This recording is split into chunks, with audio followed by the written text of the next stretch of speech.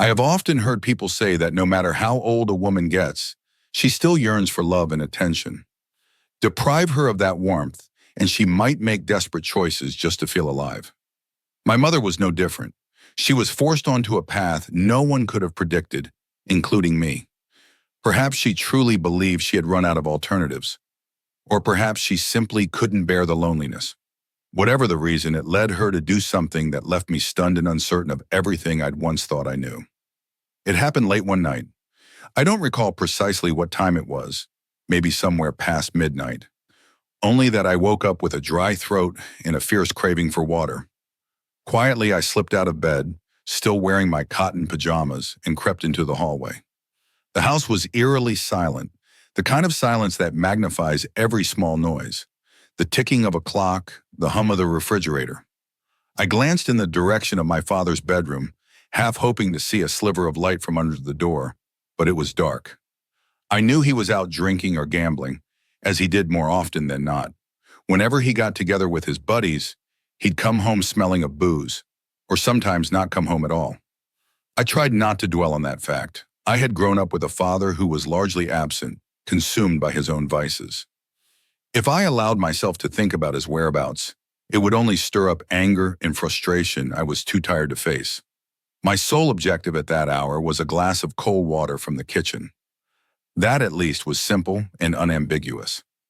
I padded my way into the kitchen, still half asleep, poured water into a glass, and took a few long sips. My mind began drifting, and I considered returning to bed. Then as I turned toward the hallway, I noticed that my mother's bedroom door was open and a soft light was spilling out. It froze me in my tracks. My mother always slept with her door locked and the lights off. I'd rarely seen her door even slightly ajar at night. She was the cautious type, modest to a fault, always mindful of privacy. So why was the door open? Curiosity sparked in me, joined almost instantly by a deep unease. My mother was not the kind of woman to open her door so late. She disliked even the neighbor's cat wandering in. This was strange. Gently, I tiptoed down the hallway, my breath catching in my throat.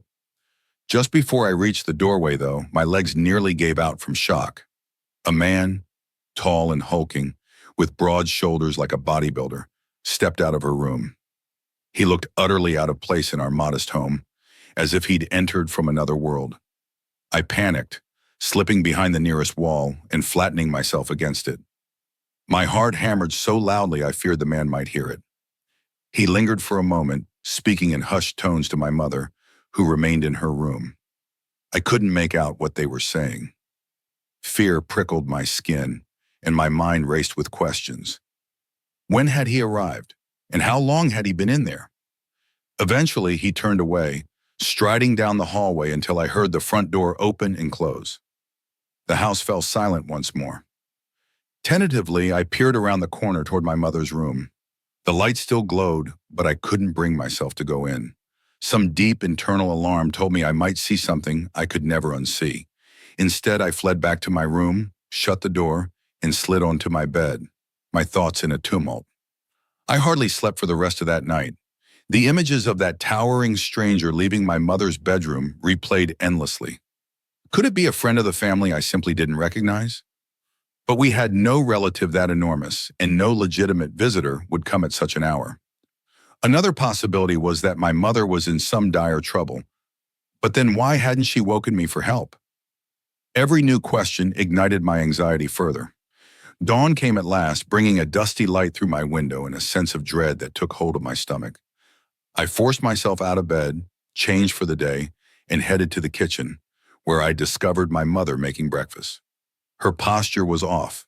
She moved stiffly, and there was an unsteadiness in her steps. She winced each time she shifted her weight. My heart sank. I couldn't help but wonder, had she done something with that man that left her so sore?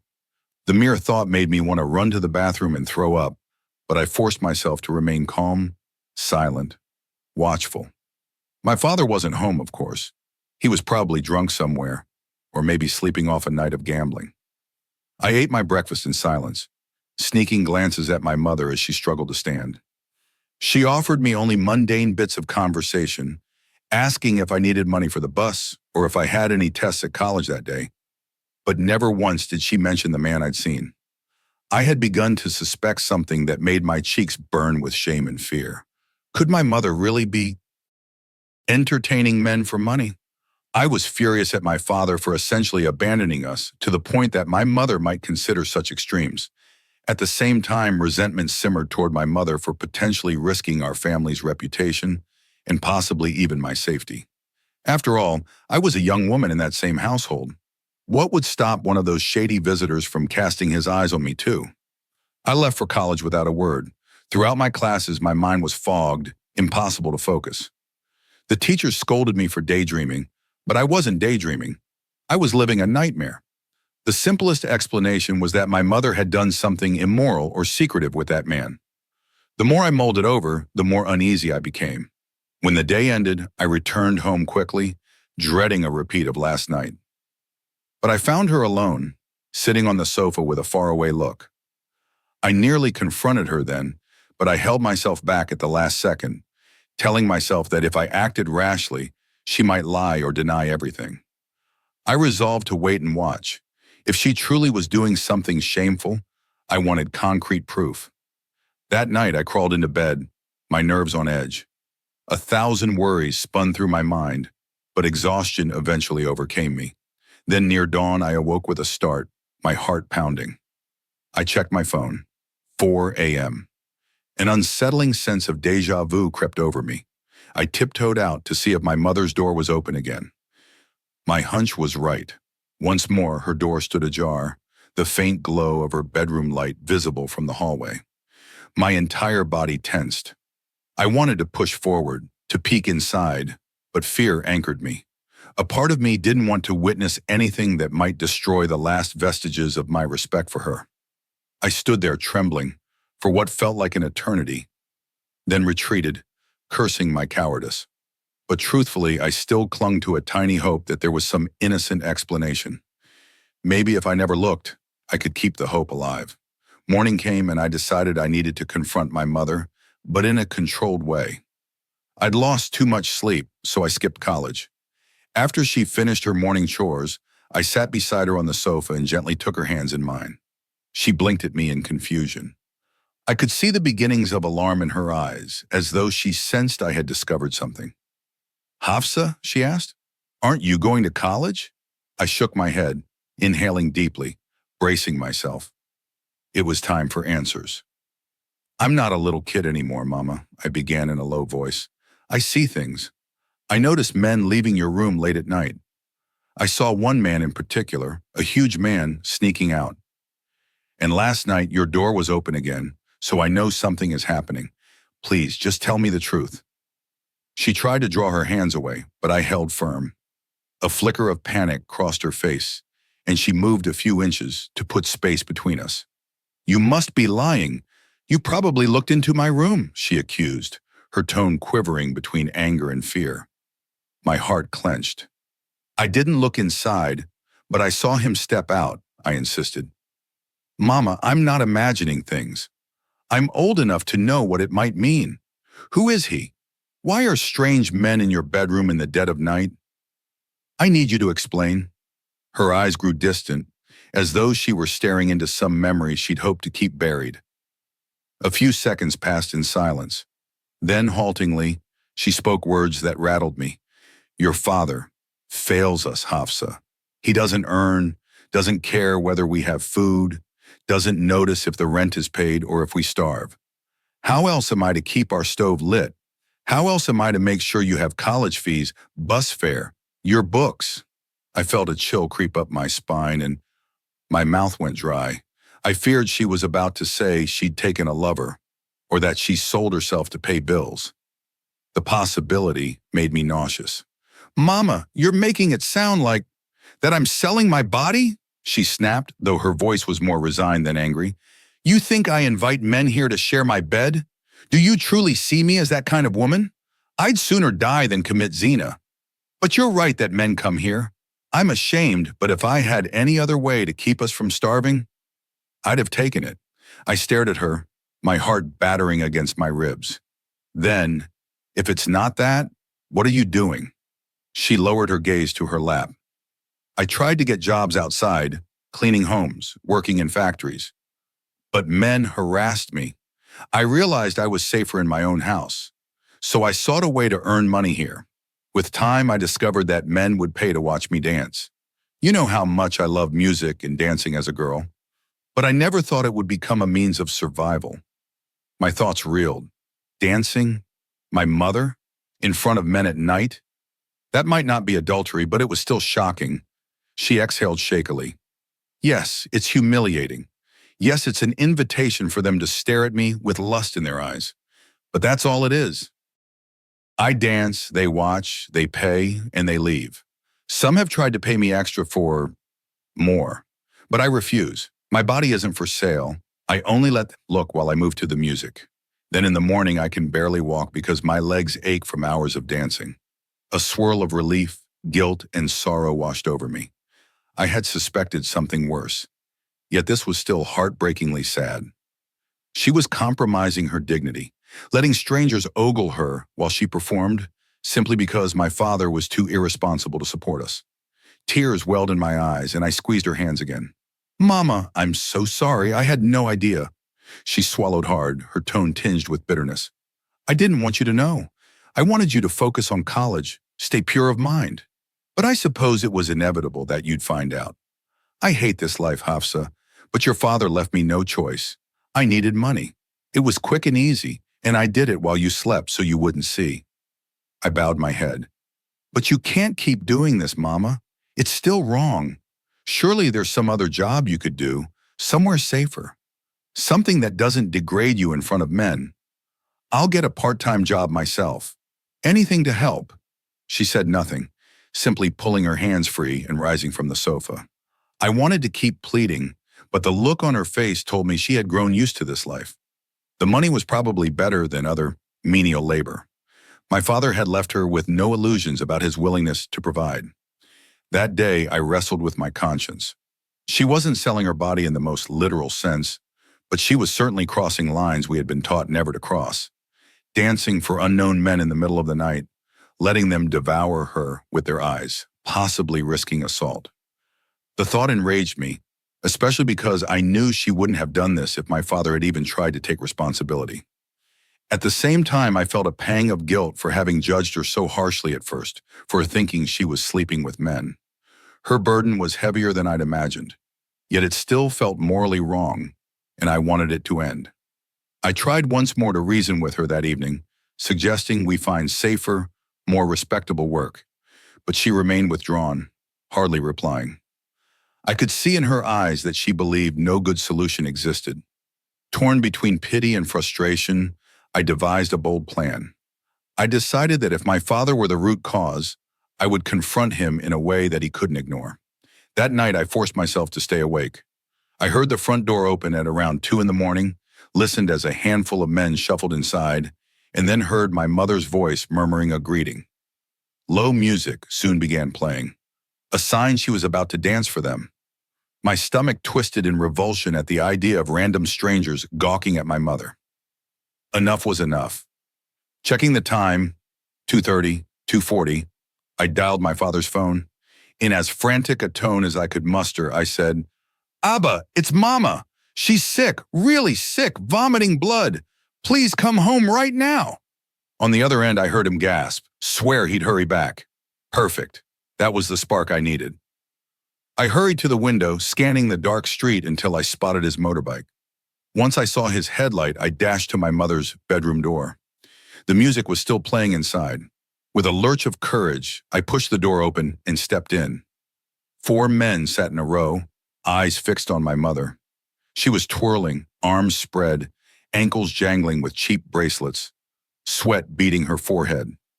They looked up when I entered, their gazes switching from her to me, some with open lust.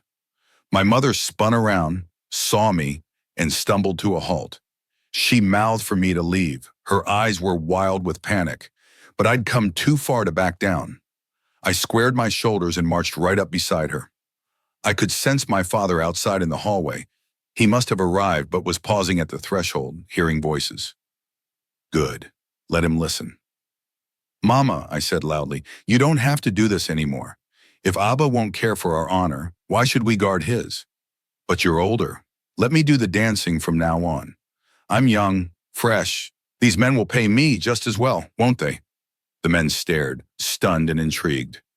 My mother's face flamed with horror. Stop this nonsense, Hafsa, she hissed. Go back to your room. You have no idea what you're saying. These men… I raised my voice, cutting her off. Why not? If my father doesn't protect you from their filthy stares, why should he be spared the disgrace? Let's give these men a new show. I'm sure they'll pay extra to see a younger girl. Then you won't have to strain your legs anymore, Mama. One man actually gave a disturbing grin. My stomach churned with revulsion, but I clenched my fist, determined to see my plan through. I heard the door fling open, and my father stormed in. The men jerked to their feet, all signs of bravado wiped away by the presence of an angry father. In that moment, I understood a powerful truth. No matter how far gone he was, a father's presence can still instill fear in predators. If only he'd been around before, maybe none of this would have happened. He roared, "Enough! What on earth is going on?" Then turning to me, "You're my daughter! Don't you dare say you'll dance for these creeps!" His fury then swiveled to my mother. "And you, how could you bring men here behind my back? Did you really think I was dead?" My mother, panting, shot back, "You might as well have been, considering how little you contributed to this household. I did what I had to do to keep us fed. You spent your days and nights gambling and drinking, ignoring our needs. Don't act righteous now." He looked stung, his face flushed with shame. I locked my eyes on him, trembling, tears pooling in the corners. "You drove her to this," I cried, voice cracking. "But if you don't care about her dignity, then I'll make sure you see how easily your daughter can lose hers too. Is that what you want? If it isn't, then fix it. Look at how we're living." The four men were edging toward the door, scrambling to vanish. With a final glance at my father, who was seething, they hurried away, presumably deciding the party was over. My mother sagged in exhaustion and mortification. My father advanced across the room, fists clenched, but he halted a few steps away. I stood my ground, chest tight with tears. "Let me handle this," he growled, but it was unclear whether he spoke to me or to her.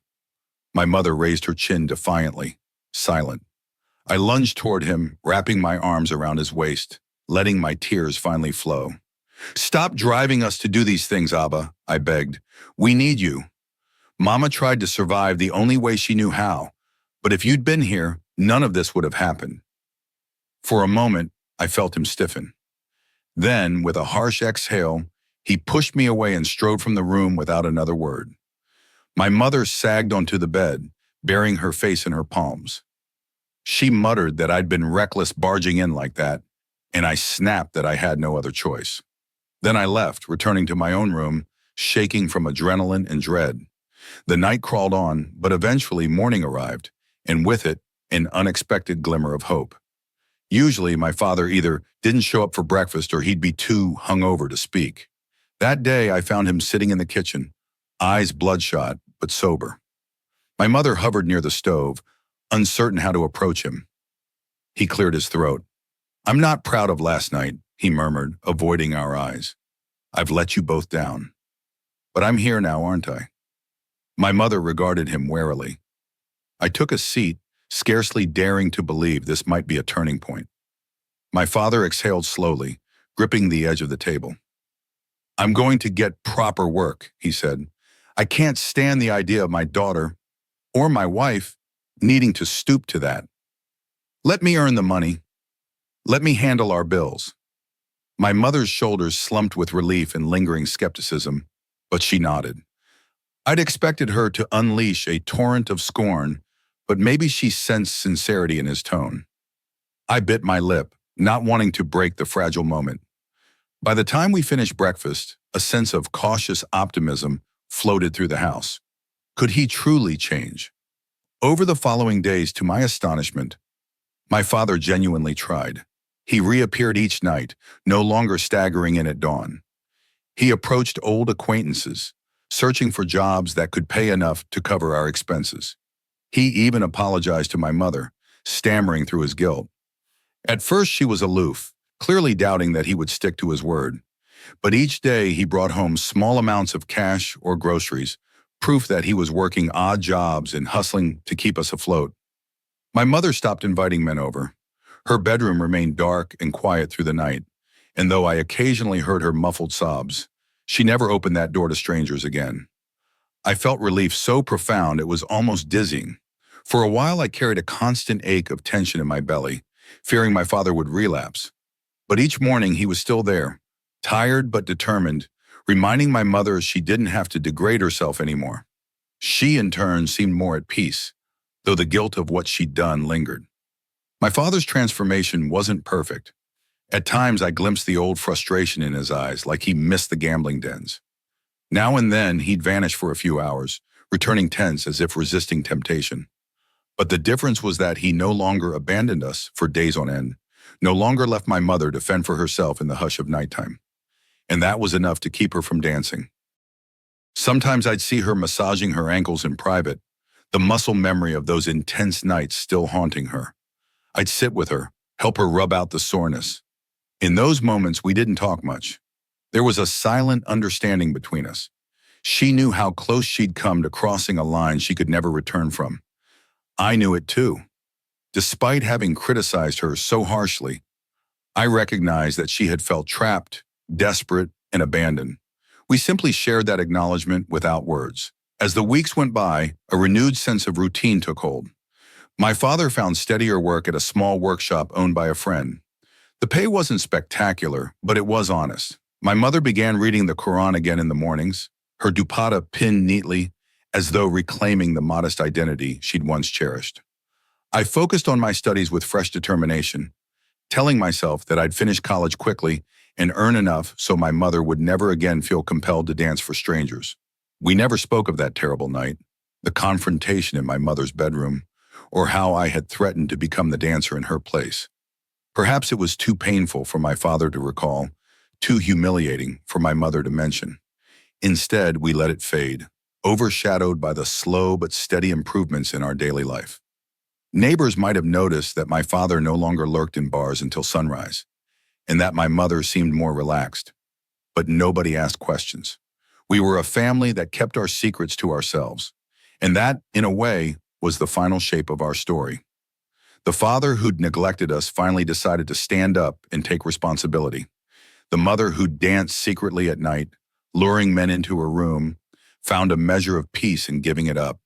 And I, the daughter who discovered her mother's shame, found a voice powerful enough to shock my father into changing. There remained an undercurrent of sadness whenever I thought about how close we'd come to utter disaster. Yet I couldn't help but feel relief that we had a chance, however fragile, at healing. I'd sometimes awaken in the early hours, half expecting to see a strange man stepping out of my mother's room again, or to hear my father stumbling and drunk. Those ghosts lingered in the corners of my mind, but every time I emerged into the hallway, I found only darkness and silence. The door stayed shut. The quiet was restful, not terrifying. A few times I heard my mother quietly crying late at night, and I suspected she was grappling with regret. Maybe she feared that God wouldn't forgive her. Maybe she couldn't forgive herself. I didn't disturb her. We both needed time to let the wounds scab over. Life marched on, bringing smaller ups and downs. My father occasionally slipped, returning after midnight smelling faintly of whiskey, but never so far gone that he gambled away his paycheck. My mother, though she'd relinquished dancing, sometimes wrestled with the allure of that quicker money. She would catch herself calculating how many nights of dancing could pay the bills more comfortably than what my father brought in. But whenever such thoughts threatened to take hold, she reminded herself of our near collapse as a family. Or perhaps recalled my voice raging at my father that night. That was enough to keep her from calling those men again. For my part, I studied fervently, determined to graduate and stand on my own feet. The memory of those men's hungry stares, the swirl of music in the half-lit bedroom, still haunted me. Yet it also propelled me to do better, to ensure our household never fell into such desperation. The older I got, the more I grasped how heartbreak and neglect could push a woman to extremes. If a husband offered no companionship or security, if society refused her any safe path to earn a decent living, a woman might end up dancing at midnight in her own home for the price of survival. It was a grim reality, one that changed my perspective on many moral judgments. I came to realize that desperation sometimes overrides the norms we take for granted. Even so, I never condoned my mother's choice. She too admitted many times that it was a sin to let other men watch her like that, even if she never let them touch her. But what weighed on her more heavily was the knowledge that I'd discovered it, that I'd seen how far she had strayed from the values she once taught me. Sometimes she asked for my forgiveness. I always said the same thing. "Mama, I just want us to be a family. I know you did what you thought you had to do." Then she'd hug me, tears in her eyes, and I'd hug her back, wishing we could erase the memory altogether. It would be untrue to pretend everything became ideal. My father's new leaf, while genuine, didn't erase the years of negligence. He and my mother sometimes fought, rehashing old grievances.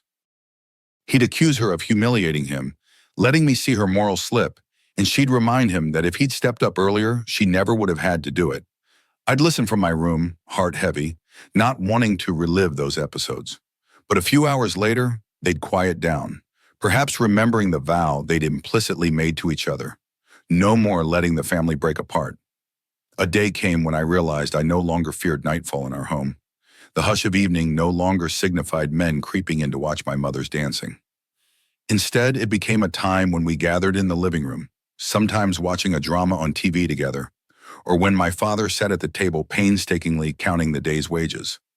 My mother would brew tea, wearing her dupatta pinned neatly, and I'd do my homework. The normalcy felt sweet, almost surreal. Had it not been for the darkness we'd walked through, maybe I wouldn't have appreciated such simple moments as deeply. Occasionally, my mother would whisper regrets. Once, she murmured, "I still feel them looking at me, even though they were gone." I'd reassure her that the men were no longer part of our life. She'd nod, but I knew it wasn't that easy to shed the humiliation. When a woman offers men even a glimpse of her body or her graceful movements in exchange for money, it leaves scars on her soul. Yet I believed she could heal, if only we stood by her. In time, I neared graduation. My father, while not wealthy, managed to bring home enough that we could keep the lights on and food on the table. We even replaced some worn furniture that had broken long ago. On rare occasions, I caught him scanning my mother's face, perhaps remembering the sight of her dancing for strangers, or recalling the fury in my voice when I threatened to do the same. Maybe he quietly thanked God that he'd arrived in time to stop me. As for me, I harbored my own mix of relief and lingering hurt, but I made peace with it. Some memories can't be erased. We simply learn to live with them, letting them guide us toward better choices. No one outside our household ever guessed what had transpired. The neighbors continued to greet my mother politely, praising her modest attire, oblivious to the secret life she once led at night. They occasionally remarked on how my father had shaped up, smiling that he seemed more responsible these days, though they never bothered to question what triggered his improvement. Had they known the truth, they might have spread gossip or pitied us or perhaps even ostracized us. But we faced no questions, no prying eyes. We were left to heal in private. Sometimes in quiet moments, I reflect on how close we came to total ruin, how easily desperation can blur moral boundaries, how the absence of a father's protection can thrust a mother into the arms of strangers, or how a daughter can be forced to orchestrate a shocking confrontation simply to wake him from his negligence. I realize that bold actions often spring from unimaginable pain. My father's shame, my mother's humiliation, my terror, all of it collided one night, forcing a transformation that might never have happened otherwise. Though I wish we could have resolved things more gently, a part of me acknowledges that my plan, reckless though it was, did what quiet pleas could not. Perhaps it was the raw threat of me following the same path that finally scared my father into stepping up. And while it pains me that we had to sink so low, I also see it as a testament to the resilience of families. Sometimes it takes a crisis, a near disaster, to jolt us into a better way of living. Even now, I can't claim our life became a blissful fairy tale. My parents still had baggage, regrets, and old wounds that flared up in arguments. But we mended enough to keep going, enough to greet each morning with the comfort of being together. My mother no longer had to limp around the kitchen from dancing all night. My father no longer vanished into gambling dens for days. And I no longer had to fear hearing men's laughter in the corridor at 3 a.m. That was our victory, small though it may have been. Sometimes well-meaning relatives or acquaintances claim my father changed because he finally saw sense. They say it as if it was an inevitable shift, but in truth, it was the explosive combination of fear, outrage, and desperation that spurred his sense of responsibility. This knowledge reminds me never to judge others too quickly, because I've seen firsthand how easy it is for a family to slip into secret tragedies when the main provider vanishes into self-indulgence. My mother, for her part, found a new quiet strength. She returned to a more traditional daily life, but she never forgot those nights. Occasionally, a certain sadness shaded her eyes, likely recalling the humiliating dances or the repulsive stares of men with wallets ready. I once caught her burning some old clothes, costumes perhaps, and though she didn't see me, I noticed the tears on her cheeks. In that moment, I wanted to comfort her, to say, I understood how far she'd been pushed. But I also recognized that my mother needed privacy for her regrets. She deserved the right to let go in her own way. Yet her grief was tempered by relief that my father was finally present, finally acting like a husband and father. She told me once, if he stays with us, I'd do anything to protect this family now.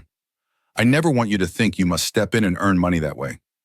She didn't say more, but I sensed her regret ran deep, mingled with her relief that I was safe. I told her we'd be all right from now on, that we'd move forward, one day at a time. Looking back, I see how everyone's flaws and strengths contributed to the outcome. My father's flaw was his recklessness, his addiction.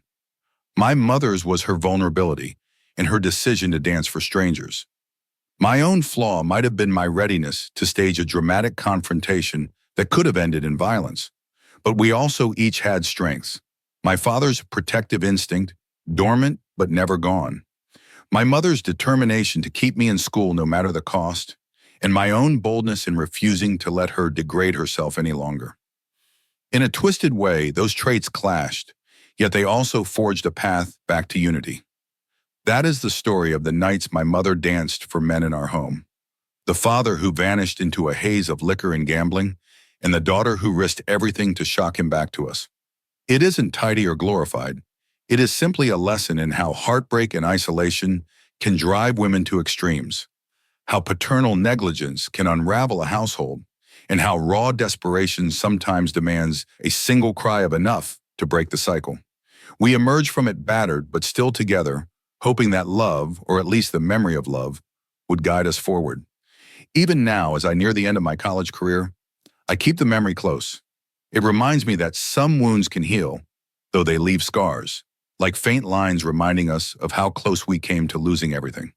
Whenever I spot my father reading the newspaper in the morning or see my mother wearing a gentle smile, I feel an odd gratitude. We've been tempered by fire, yet here we stand. To me, that is a kind of miracle. Not the absence of darkness, but the survival of hope. And so we live day by day, forging new habits, salvaging what we can from the wreckage. If people wonder why I study so hard, they'll never suspect the nights I lay awake, imagining my mother's precarious dancing. If they see my father quietly determined in his new job, they'll never know the shame that once almost destroyed him.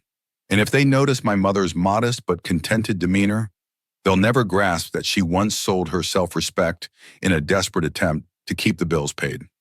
That's how it is for many families. The hidden battles, the secrets we bury. We share our normal smiles with the world, but behind them lies a saga of tears and near despair. To this day, no visitor to our home, no friend of the family, has guessed what transpired.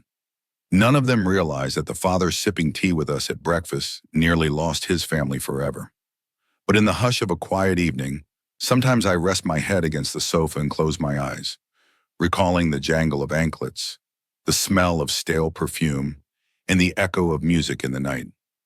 My mother sees me and gives a tiny shake of her head, as if to say, "Let's leave it behind." I offer a small nod, acknowledging that though we survived, we don't want to revisit that chapter any more than necessary. I can't say we'll never stumble again. Life is full of unpredictable twists. My father might face fresh temptations. My mother might endure financial strains or longing for quick money. And I might falter in my studies. But at least we know what's at stake if we let ourselves slip into old patterns. That knowledge, ironically, might be our best shield against repeating those mistakes. We hold on to each other a little more tightly now, wary of the chasms that once divided us. In the end, I think about how easily a family can drift apart when love and responsibility are absent. My mother's dancing was only a symptom of deeper loneliness and neglect. My father's addictions were an escape from burdens he refused to share, and I was caught between them, forced to become the catalyst for change.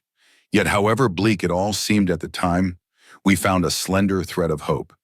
It reminds me that families, for all their flaws and tragedies, can sometimes stitch themselves back together if they catch a glimpse of what they stand to lose.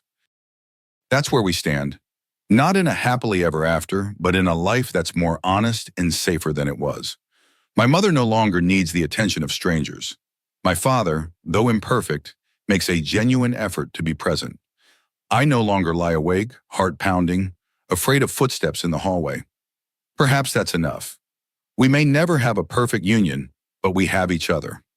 Sometimes that can be the difference between a home rebuilt and a home left in ruins.